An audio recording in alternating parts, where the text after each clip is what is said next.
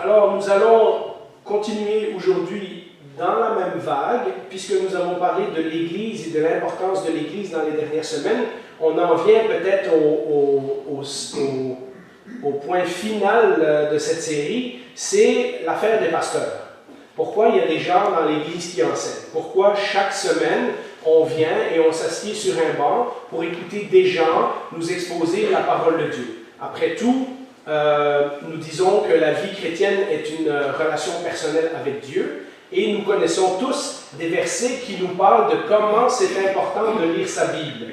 Alors, comme je l'ai dit, je vais parler dans le prochain message de pourquoi c'est important de également lire sa Bible sur son temps personnel. Mais aujourd'hui, je me suis posé la question, pourquoi écouter un pasteur? Pourquoi donc venir à l'Église? Puisque une des choses qui se passe à l'Église, c'est l'exposition de la parole de Dieu. Pourquoi venir à l'Église écouter un pasteur quand je pourrais être chez moi en train de lire ma Bible?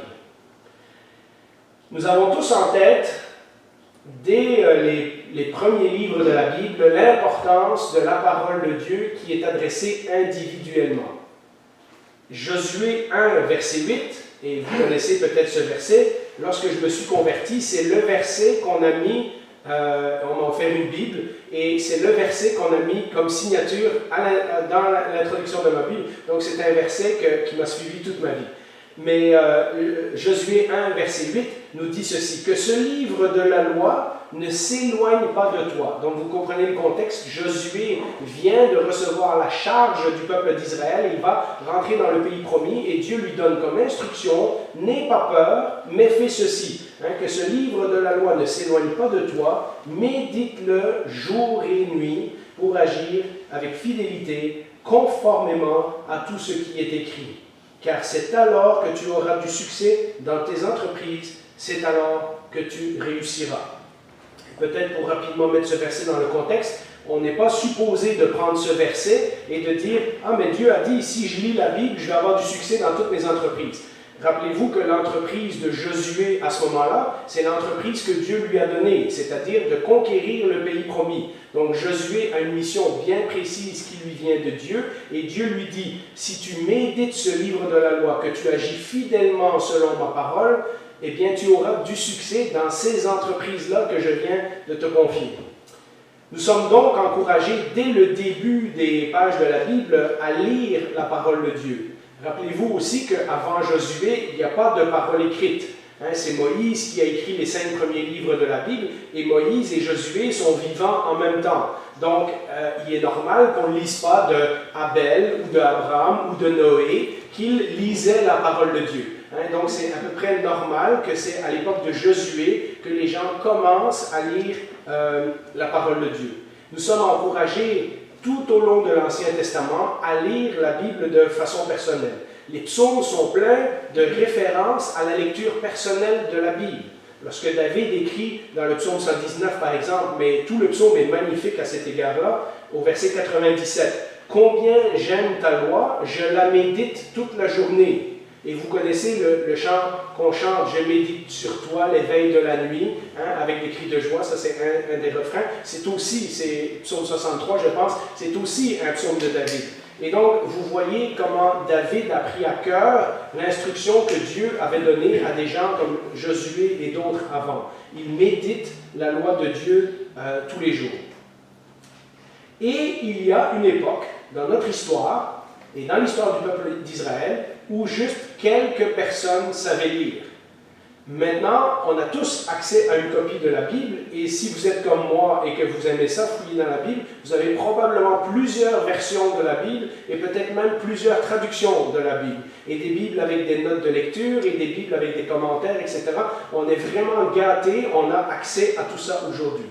Mais un des principes fondamentaux de la Réforme, lorsque Martin Luther, Calvin et ces gens-là sont arrivés, eh bien, c'est qu'on vivait depuis de nombreuses centaines d'années avec des gens qui allaient à l'église et qui ne lisaient pas la Bible parce que seulement les prêtres avaient le droit de lire la Bible et seulement les prêtres avaient le droit de donner l'interprétation correcte de la Bible. Et un des principes de la Réforme, puisque c'est au même moment que l'imprimerie est apparue, c'était de mettre le plus possible de Bibles dans les mains des gens pour que les gens, dans toutes les langues, hein, plus seulement en latin et en grec, mais aussi dans leur langue à eux, pour que les gens puissent avoir accès à lire la Bible. Et donc, on repense à tout ça et on dit, OK, pasteur, c'est l'équivalent du prêtre. Donc, il y a eu un temps où les prêtres avaient un peu le monopole de la parole de Dieu. Et on nous a appris donc que maintenant que tu as une Bible chez toi et que tu vis dans un pays libre, c'est une bonne chose de lire ta Bible personnellement chez toi. On sait aussi d'expérience que parfois on vient à l'église, on entend un bon message, on est super motivé pour le Seigneur, et quelques heures après, l'enthousiasme retombe, et tout à coup on se rend compte que finalement, on était sur le coup des émotions, mais de mettre ce message en pratique, c'est plus difficile. Et donc, tout cet arrière-plan et toutes ces excuses qu'on pourrait avoir pourraient nous dire, finalement, je n'ai pas vraiment besoin d'écouter des pasteurs parce que c'est plus simple de lire la Bible à la maison. Et la semaine prochaine, dans le prochain message, on parlera de la lecture de la Bible, mais aujourd'hui, je veux concentrer notre attention sur pourquoi alors, malgré les défauts apparents qu'il pourrait y avoir, pourquoi alors, et on l'a vu dans les derniers messages sur l'Église, pourquoi Dieu a choisi qu'il y ait des gens qui dirigent l'Église dans la prédication de la parole. Des gens qui partagent, des gens qui font des études bibliques, des gens qui conduisent des groupes maisons, des gens qui prêchent le dimanche, etc. Donc, toutes les sortes d'enseignements qu'on peut avoir dans l'Église. Il y a un nombre de raisons qu'on trouve dans la Bible, et j'aurais pu en trouver beaucoup d'autres, et certainement vous allez penser à d'autres raisons de pourquoi Dieu a mis des pasteurs dans les églises, mais j'en ai retenu 3 que je pensais qui étaient essentiels et que je voulais partager avec vous ce matin. Il y a une raison pourquoi Dieu a établi des leaders dans l'église locale, pourquoi on fonctionne de cette façon particulière, pourquoi il y a des gens qui ont été choisis pour un ministère particulier qui est le ministère de la parole. Eh bien, la première chose, comme on a vu un peu dans les derniers messages sur l'Église et sur d'autres, la première chose, et ça vous étonnera peut-être, et peut-être ça ne vous étonnera pas si vous êtes déjà enseignant dans l'Église, eh bien, la première chose, il faut dire clairement, c'est le plan de Dieu. Comme on a parlé de l'Église, que Dieu a voulu des choses organisées d'une certaine façon, eh bien, il faut se rendre compte à l'évidence que lorsqu'on lit les versets bibliques qui parlent des prédicateurs, on voit que c'est Dieu qui a voulu les choses comme ça.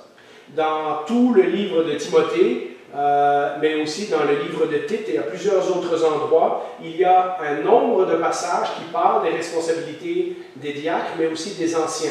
Les anciens sont aussi appelés bergers ou docteurs ou autres. Donc, dans notre Église présentement, André et moi, nous sommes les anciens. Et nous avons également 6 ou 7 personnes qui sont diacres. Le rôle spécifique des anciens, le rôle le plus important, c'est la prédication de la parole. Dans Actes chapitre 6, lorsque les apôtres ont choisi les diacres, ils ont dit il y avait beaucoup de choses, de responsabilités à s'occuper dans l'église locale, et les apôtres ont dit il n'est pas convenable, c'est-à-dire il n'est pas convenable devant Dieu, que nous négligions la prédication de la parole et la prière pour nous occuper des autres tâches. Et donc la façon dont nos églises baptistes fonctionnent, c'est qu'on choisit des gens qui correspondent à certains critères bibliques et qui sont là pour nous enseigner, et d'autres gens qui sont là pour nous servir, puisque diacre veut dire serviteur, celui qui sert l'Église. Et donc, c'est pas étonnant de voir que, conformément à ce qui est écrit dans les Écritures, notre Église, il y a déjà des générations et des générations, lorsqu'elle a établi, a choisi ce principe qu'on ne pouvait pas laisser l'Église sans quelqu'un qui annonce la parole de Dieu. Quelqu'un qui correspond aux caractéristiques bibliques qui sont dans Tite et dans Timothée, mais quelqu'un dont la tâche spécifique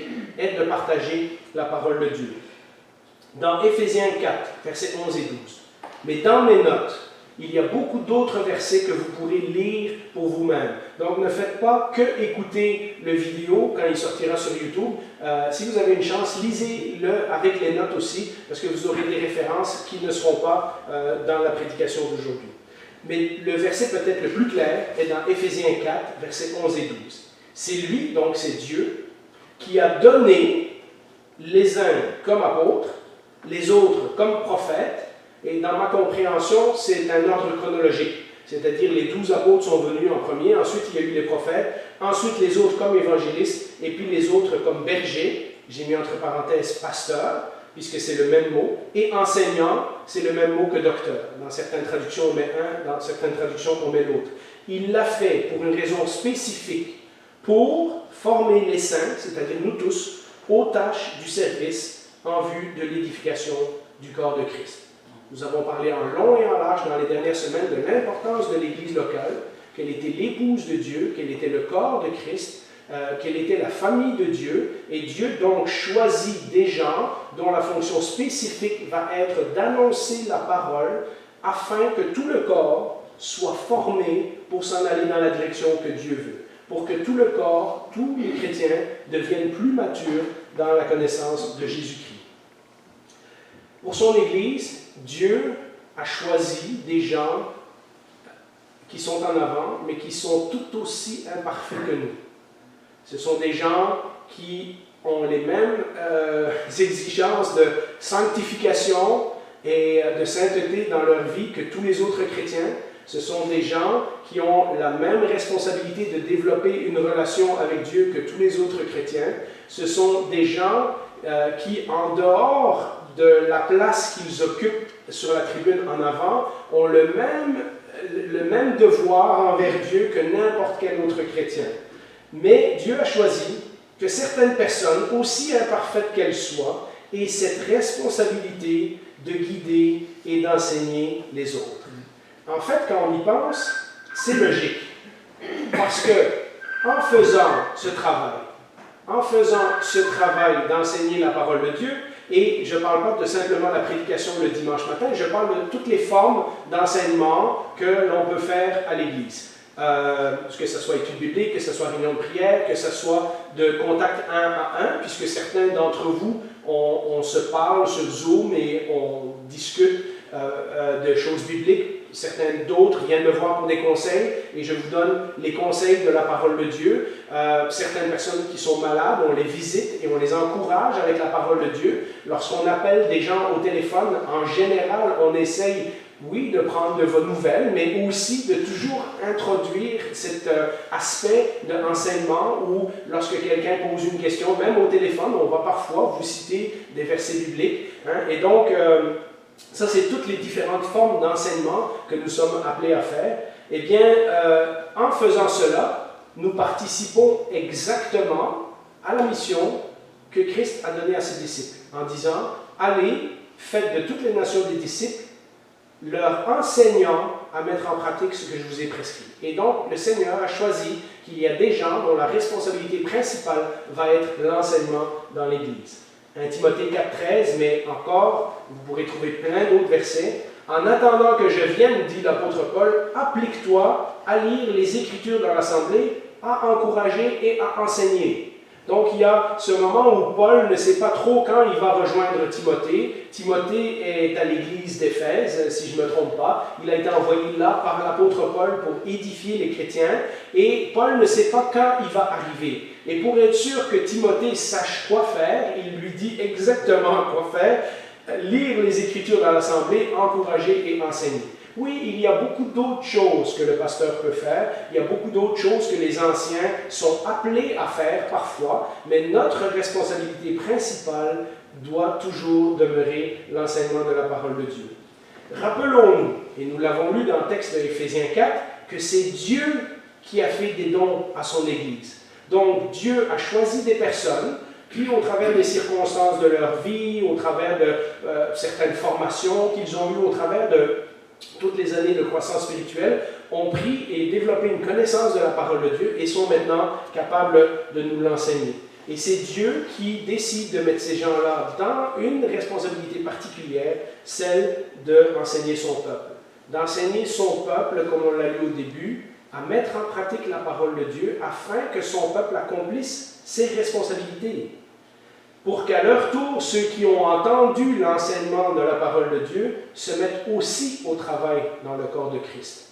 Donc, nous vous enseignons la parole pour que vous, à votre tour, sachiez quel est votre rôle dans le peuple de Dieu. Au travers de la parole de Dieu, le Seigneur vous montre des choses et lorsque vous êtes convaincu dans votre cœur que vous devez agir de telle ou telle façon, que par exemple, suite à un message, certains vont avoir un besoin de repentance ou d'aller demander pardon à quelqu'un, etc.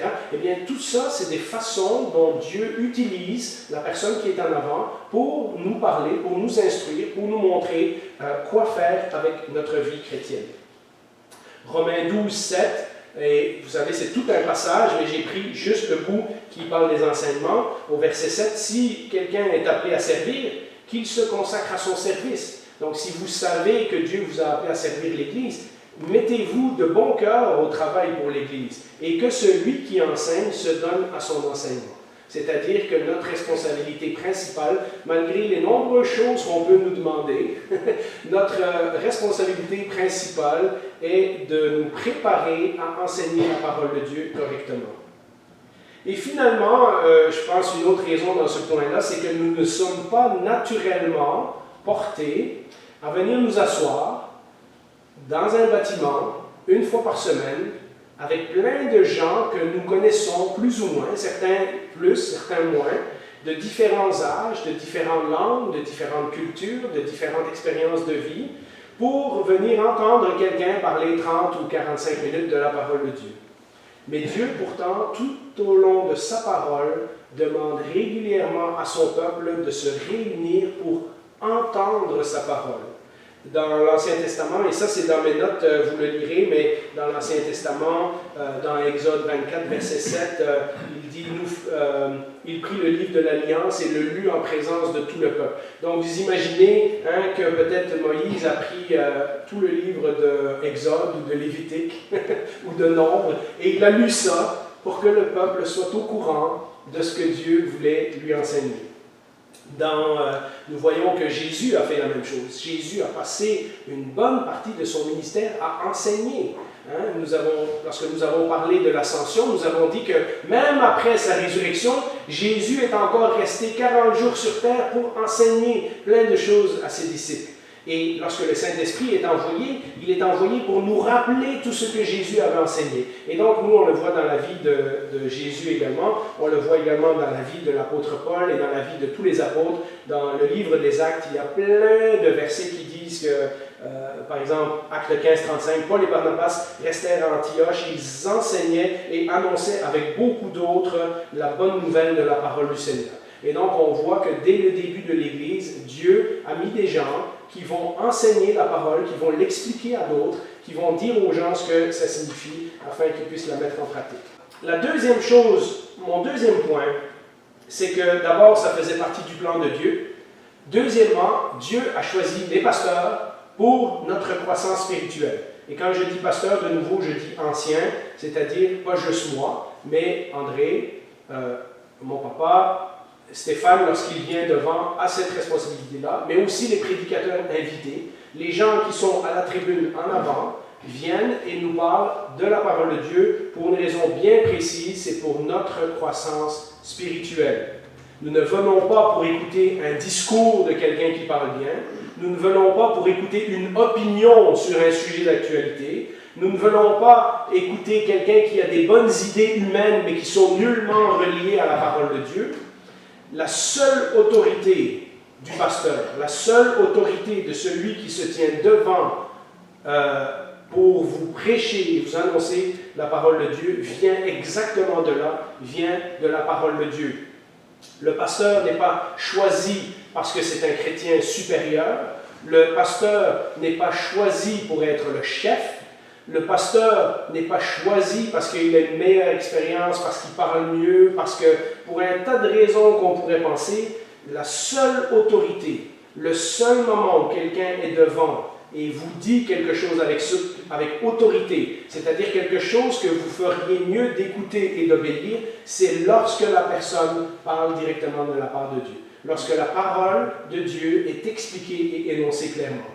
2 Timothée 4.2 prêche la parole, insiste en toute occasion, qu'elle soit favorable ou non.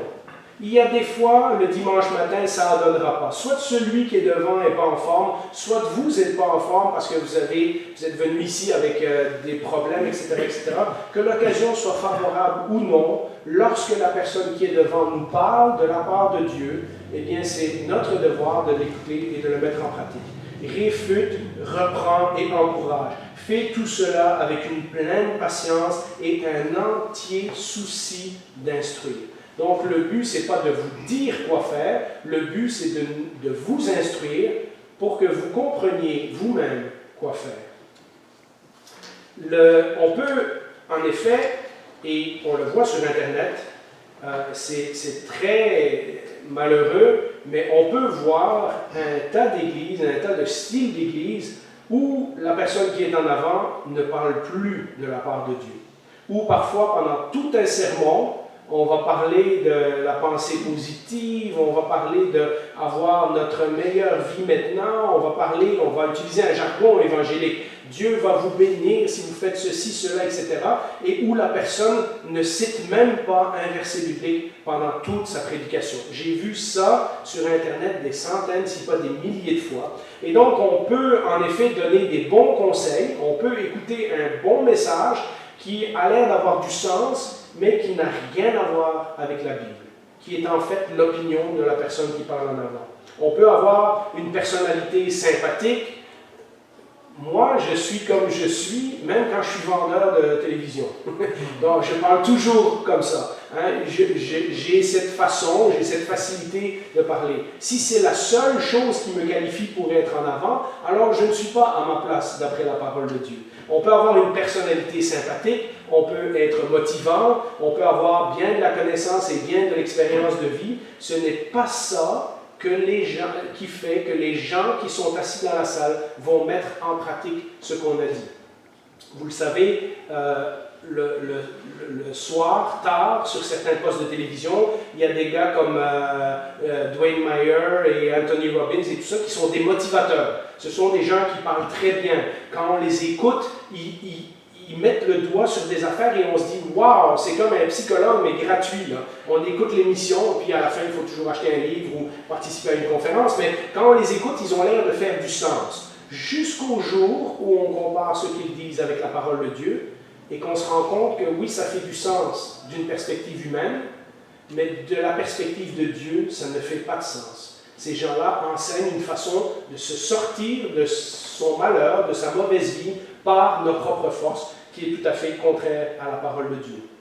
C'est le seul fait, la raison que vous avez de partir d'ici et de mettre en pratique la parole de Dieu, c'est le seul fait que la parole de Dieu est correctement lue et expliquée. Ça veut dire que le message est aussi valable pour celui qui l'enseigne. Lorsqu'on vient ici devant, et je pense que c'est le cas de chacun d'entre nous, certains dimanches plus que d'autres, le message nous a parlé avant. Nous avons travaillé plusieurs jours, plusieurs semaines. Ce sont des choses qu'on a intégrées. Ce sont des choses que le Seigneur nous demande à nous en premier de comprendre, d'obéir, de mettre en pratique et ensuite de vous les expliquer. Donc le message est aussi valable autant pour celui qui enseigne que pour ceux qui l'écoutent. On a tous entendu le même message, donc maintenant on doit tous le mettre en pratique. Et comme je le dis, parce que nous préparons le message d'avance, parfois nous sommes pris à le mettre en pratique bien avant vous. Et donc c'est comme ça que la parole de Dieu fonctionne. Il faut qu'elle soit bonne aussi pour celui qui prêche. Une chose, justement, que quand on lit notre Bible tout seul, parfois on n'a pas cet effet qu'on a tous entendu le même message et là on va tous le mettre en pratique. C'est plus difficile, lorsqu'on lit la Bible tout seul à la maison, de mettre immédiatement en pratique le message. C'est même, je dirais, pour renverser la question, c'est même plus facile de lire la Bible, d'être convaincu de quelque chose, et puis de fermer notre Bible et de ne pas vouloir le faire, parce qu'on est tout seul chez nous. Et donc, en venant à l'église dimanche matin, on entend un prédicateur nous exposer la parole de Dieu, et personne ne peut dire, en sortant d'ici, « Ah, ben, j'ai pas entendu la même chose que toi, etc. » Lorsque la parole de Dieu nous parle en gros, eh bien, on est tous responsables que les uns les autres, on mette en pratique ce qu'on a entendu. Ça veut aussi dire que parfois, celui qui est en avant va devoir dire des choses difficiles. Ça veut dire qu'il y aura des sujets difficiles. Ça veut dire qu'il y aura parfois des phrases inconfortables. Je suis très conscient que des fois, je dis des choses qui nous font brouiller sur notre chaise. Et j'espère que toujours, lorsque je dis ces choses-là, vous comprenez que ça vient de la parole de Dieu et que ce n'est pas juste un sentiment de culpabilité que vous avez développé parce que vous vous sentez mal. Ah, qu'est-ce que le pasteur va penser de moi? Il y a des sujets difficiles. Il y a des versets bibliques où on doit clairement dire ce que je lis dans la parole, c'est ça. Je ne vois pas comment un chrétien peut faire autre chose. Je ne vois pas comment un chrétien peut justifier telle ou telle attitude quand la Bible dit clairement ça. Ça veut dire que celui qui est en avant ne doit pas avoir peur de donner des avertissements lorsque la parole de Dieu l'a amené à nous prêcher des avertissements. Stéphane nous a parlé du prophète Amos il y a quelque temps. Ce n'est pas des prophéties faciles. Souvent, on peut penser que ça s'appliquait au peuple d'Israël, mais lorsqu'on prend ce message et qu'on l'applique dans notre vie et qu'on se demande est-ce que Dieu est en train d'attirer notre attention d'une certaine façon avec tout ce qui arrive dans la société, eh bien, nous avons le devoir de répondre à cette parole et dire, eh bien, si cette parole était bonne pour Amos et pour le peuple d'Israël, elle est bonne pour moi et pour mon Église aujourd'hui aussi. Dieu utilise des enseignants pour nous montrer des choses qu'à la maison, nous ne découvririons pas tout seuls. Ça, c'est une autre raison. Dans Tite, chapitre 1, verset 9, c'est un des nombreux passages qui explique comment doit être l'enseignant. Il doit être attaché à la parole, donc il doit aimer, premièrement, parler de la parole, digne de confiance, telle qu'elle a été enseignée. Donc, il ne doit pas changer des choses, il ne doit pas faire des nouvelles doctrines, des nouvelles théologies, des nouvelles affaires. Ce qu'on prêche devrait être conforme à ce que d'autres ont prêché avant nous. Oui, le style change, les explications changent parfois, mais vous comprenez, c'est toujours le même évangile qui sauve, on ne change pas le message de l'évangile. Afin d'être capable à la fois d'encourager les autres par la saine doctrine et de réfuter les contradicteurs. C'est-à-dire qu'il y a un temps où nous devons confronter des gens qui vont croire quelque chose qui est contraire à la parole de Dieu, ou qui vont annoncer un message qui est contraire à la parole de Dieu, et nous devons être capables de faire ces choses difficiles, de confronter un chrétien et de dire, regarde, la parole de Dieu dit ça, ta vie ne correspond pas à la parole de Dieu, qu'est-ce que tu vas faire?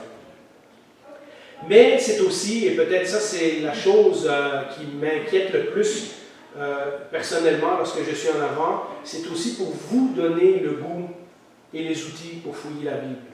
J'ai toujours peur que, des fois, ça c'est vraiment personnel, là, je vous le dis en tant qu'Église, j'ai parfois peur que certains d'entre vous se disent Jean-Philippe, il prêche bien, j'aime mieux l'écouter lui que lire ma Bible. Si c'est ça, on est sur la mauvaise track. Ce n'est pas parce que quelqu'un en avant explique mieux la parole de Dieu que vous ne devez pas la lire chez vous. C'est important qu'après un message, vous ayez le goût d'aller revoir les versets, de mettre cette pratique, cette parole en application. Sinon, vous venez juste écouter un orateur. Sinon, vous venez juste écouter quelqu'un qui parle bien. Si c'est ça, vous perdez votre temps et je perds mon temps. Et on n'honore pas Dieu en faisant ça. Donc voilà, ça c'était une petite confession personnelle. Mais oui, un des buts des prédicateurs, c'est de nous donner le goût de fouiller aussi nous-mêmes à un moment donné. D'aller voir les textes et de dire « Ah oui, je ne l'avais pas vu comme ça », puis d'approfondir nous-mêmes notre relation avec le Seigneur. Et puis, la troisième chose, la troisième raison pourquoi le Seigneur donne des prédicateurs à l'Église, c'est pour attirer les gens à Christ. Dès le début de l'Église, l'Église a été fondée par la prédication de la parole de Dieu. Nous lisons dans Actes 2, versets 37 et 41, mais il y en a plein de versets comme ça dans le livre des Actes. Ça, c'est le premier sermon, lorsque le Saint-Esprit descend sur les disciples et que Pierre se met à parler devant la foule. Après avoir entendu ce discours, ils eurent le cœur vivement touché et dirent à Pierre et aux autres apôtres, « Frères, que ferons-nous » Donc, ils ont entendu quelqu'un leur expliquer la parole de Dieu et tout ce qui concernait Jésus-Christ. Ceux qui acceptèrent sa parole, donc il y a une deuxième étape, en plus d'entendre la parole, ils acceptent cette parole comme la vérité. Ceux qui acceptèrent sa parole furent donc baptisés, et ce jour-là, le nombre des disciples augmenta d'environ 3000 personnes. Alors on le voit très clairement, le moyen que Dieu a choisi d'attirer des gens à lui, c'est principalement par le moyen de la prédication. C'est comme ça que l'Église a démarré, c'est comme ça que tout le livre des Actes nous est présenté, c'est comme ça que dans les lettres de l'apôtre Paul, lorsqu'il sait vers la fin de sa vie qu'il va mourir, il établit des gens dans différentes églises pour continuer l'enseignement que lui avait commencé. Alors, c'est vrai qu'aujourd'hui, dans une société comme la nôtre, qui est très individuelle, on a développé des méthodes d'évangélisation qui vont rejoindre les gens tout seuls. On va tomber sur, maintenant c'est de moins en moins fréquent, mais on va tomber sur une Bible des Gédéons à l'hôtel. On va entendre une vidéo sur YouTube d'un gars qui nous parle de la parole de Dieu. On va parfois recevoir un pamphlet où quelqu'un va venir cogner à notre porte, nous donner un évangile, etc. Et oui, parfois, les gens peuvent entendre la parole de Dieu individuellement et se convertir, c'est-à-dire venir à l'expérience de Christ en lisant une Bible ou un évangile tout seul chez eux. Mais qu'est-ce qui arrive? C'est que tout de suite après, ils sentent le besoin de se joindre à une église parce qu'ils ont besoin que quelqu'un leur enseigne plus que ce qu'ils sont capables de comprendre par leur propre force. Nous avons eu plusieurs témoignages de gens qui se sont joints à notre Église de cette façon, mais si on y pense, la plupart de nous ne sommes pas restés chrétiens chez nous tout seuls dans notre salon pendant 10 ans. On nous a encouragés rapidement à chercher une Église, à chercher des frères et sœurs, à chercher des gens qui pouvaient nous expliquer plus complètement la parole de Dieu. 1 Corinthiens 1, versets 21 à 24, nous dit que même si les gens ont entendu la parole de Dieu tout seuls, il faut à un moment donné qu'on leur explique très clairement le message du salut. Et Dieu a choisi les prédicateurs pour faire ce travail-là. 1 Corinthiens 1, 21 à 24, « Puisqu'à travers cette sagesse, le monde n'a pas connu Dieu en voyant sa sagesse, il a plu à Dieu de sauver les croyants à travers, regardez comment est-ce qu'il dit, la folie de la prédication. » Parce qu'aux yeux du monde, un gars qui est devant et qui parle de la parole de Dieu à tous les dimanches, c'est une folie. Dieu a choisi ce moyen-là pour sauver des gens au travers de la prédication. Les Juifs demandent un signe miraculeux. Les Juifs disaient, nous on va croire si on voit des miracles. Les Grecs recherchent la sagesse. Nous on va croire si on comprend comment, si on philosophe, si on comprend comment ça fonctionne. Or, nous prêchons un Messie crucifié. Scandale pour les Juifs et folie pour les non-Juifs. Ça ne faisait pas l'affaire ni des Juifs ni des Grecs. Le message de Jésus crucifié ne correspondait pas à ce que les gens voulaient entendre. Et pourtant, c'est la puissance de Dieu et sagesse de Dieu pour ceux qui sont appelés, qu'ils soient juifs ou non. La parole de Dieu, la prédication de la parole de Dieu est un moyen des plus importants que Dieu a choisi pour amener les gens à lui, pour que les gens qui ne connaissent pas le Seigneur viennent à le connaître. En fait, quand on y pense bien, le christianisme a continué depuis 2000 ans parce qu'il y a des gens qui, toutes les semaines, depuis 2000 ans, dans différents endroits, dans différents pays du monde, prêchent fidèlement la parole de Dieu. Nous avons toujours eu des prédicateurs. Même lorsque la réforme est venue, ils n'ont pas dit « bon, tout le monde s'en va chez vous, tout le monde va lire la Bible maintenant pour eux-mêmes ». Ils ont continué à enseigner et à prêcher et à expliquer la parole de Dieu aux gens. Peu de gens se convertissent tout seuls dans leur chambre. Et lorsque c'est le cas, eh bien, régulièrement, on les voit venir vers une église parce qu'ils cherchent des explications plus complètes. Acte 10, 33 nous dit « J'ai alors », ça c'est lorsque Pierre rencontre Corneille, et Corneille lui dit « J'ai alors tout de suite envoyé quelqu'un vers toi, et tu as bien fait de venir. Maintenant donc, nous sommes tous devant Dieu pour écouter tout ce que le Seigneur t'a ordonné de nous dire. » Remarquez qu'il ne dit pas « Nous sommes tous devant toi ». Nous sommes tous devant Dieu. Il est conscient que lorsque Pierre va lui expliquer la parole de Dieu, ce n'est pas Pierre qu'il est en train d'écouter, mais ce que Dieu essaie de lui dire par la bouche de Pierre. Et puis, il y a plein d'épisodes, je les ai mis dans mes notes, mais Vous savez peut-être dans Acte 8, quand il y a ces Samaritains qui ont cru à la parole de Dieu, mais qui n'ont pas tout compris. Et on leur envoie Pierre et Jean pour leur expliquer, puis ils reçoivent le Saint-Esprit, etc. Il y a aussi l'exemple d'Apollos dans Acte 18. Apollos qui était converti et qui avait une bonne éloquence, mais Aquilas et Priscille l'ont pris à part pour lui enseigner plus complètement la parole de Dieu, etc. Et donc, il y a beaucoup d'exemples dans le Nouveau Testament de gens qui, oui, avaient une certaine éloquence, etc., mais ce qui est important, c'est qu'ils prêchent correctement, et les apôtres les ont pris, les ont entourés et les ont formés. Dans certaines occasions, il va arriver qu'on va inviter des gens à l'église pour un anniversaire, pour un enterrement parfois. Il y a des gens qui vont venir à la fête de Noël lorsqu'on a des... vous savez, quand on fait nos fameux repas communautaires, on invite des gens. Il y a des gens qui viennent à Pâques, il y a des gens qui viennent à l'église au travers des déjeuners de l'espoir. Mais parfois, des gens vont simplement franchir la porte de l'église par curiosité. Et pendant le temps qu'ils sont là, ils entendent la personne qui est en avant exposer la parole de Dieu. Et parfois, ces gens-là sont touchés par le message et se convertissent de cette façon. La méthode que Dieu a choisie pour convaincre les mondes de péché et du salut, c'est par la prédication de sa parole. Il n'y a pas d'autre moyen. Parfois, elle sera annoncée d'un à un lorsqu'on fait notre témoignage personnel, lorsqu'on fait du porte-à-porte, etc. Parfois, elle sera annoncée dans toute la communauté, comme lorsque quelqu'un se lève et nous explique la parole de Dieu en avant. Mais lorsque les gens la reçoivent, c'est toujours une grande joie. C'est toujours, comme le dit le Seigneur, les anges dans le ciel se réjouissent lorsqu'un pécheur se détourne de ses voies et accepte de suivre le Seigneur.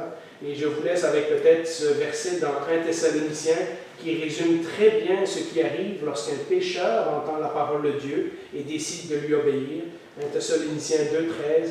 C'est pourquoi nous disons sans cesse à Dieu toute notre reconnaissance de ce que, en recevant la parole de Dieu que nous vous avons fait entendre, vous l'avez accueillie non pas comme la parole des hommes, mais comme ce qu'elle est vraiment, la parole de Dieu, agissant en vous qui croyez.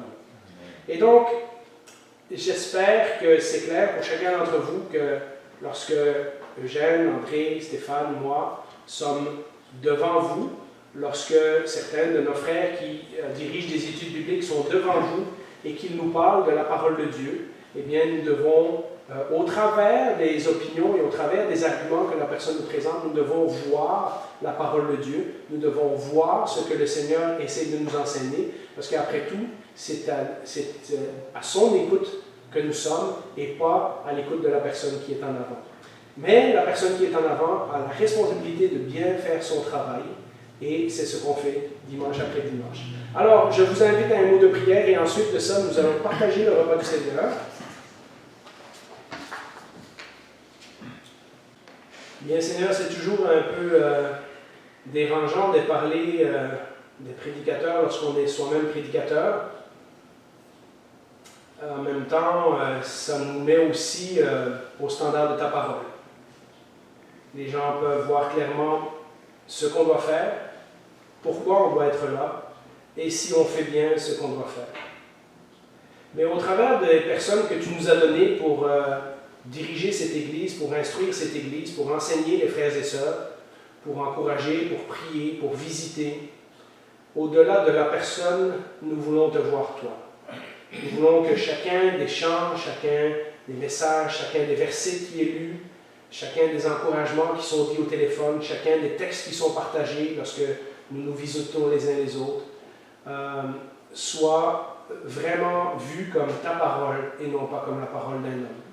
Que nous puissions ensemble, le dimanche matin, mais aussi dans nos maisons, nous instruire les uns les autres, que nous puissions discuter de ces choses, que nous puissions les intégrer, que nous puissions les mettre en pratique, que nous qui enseignons régulièrement à l'Église puissions faire notre devoir et accomplir notre tâche en toute fidélité, de la meilleure façon possible. Donne-nous que pour nous et pour l'Église qui nous écoute, chacune de ces paroles ne tombe pas sans faire leur effet. Tu promets que lorsque ta parole descend, elle ne retourne pas à toi sans faire son effet, sans porter son fruit. Bien, nous espérons que fidèlement, c'est ta parole qui est prêchée dans cette Église. Dans un monde qui de plus en plus ne sait pas où il s'en va, dans un monde où toutes les opinions sont permises et où rien n'est permis, dans un monde qui est en plein chaos et en pleine confusion. Nous voulons être la lumière du monde. Nous voulons que ta parole soit une lampe à nos pieds et une lumière sur notre chemin, afin que nous, personnellement, puissions la suivre, mais que les gens qui nous regardent vivre notre vie d'Église puissent dire, là, il y a une fondation solide, et nous avons envie de savoir c'est quoi cette fondation qui leur permet de marcher fidèlement à leur Dieu dans les difficultés, alors que tout le monde s'écroule autour de eux. Seigneur, c'est notre prière. Entends-nous, réponds-nous. Au nom de Jésus. Amen.